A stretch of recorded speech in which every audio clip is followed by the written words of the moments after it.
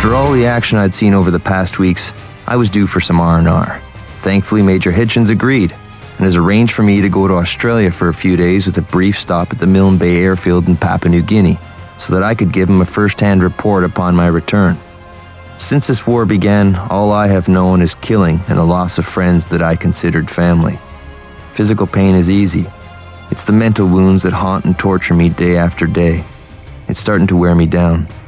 Hopefully, when I'm down under, I can begin to heal some of those wounds.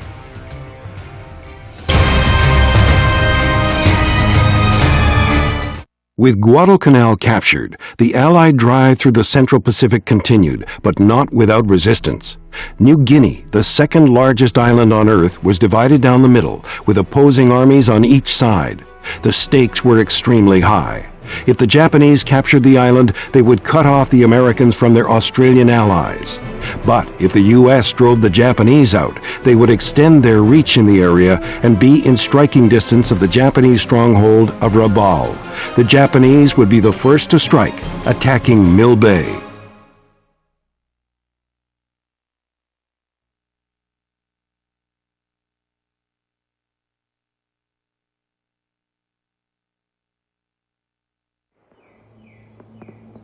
Well, I must say, the General is mighty pleased with the performance of the Red Eagle Group so far.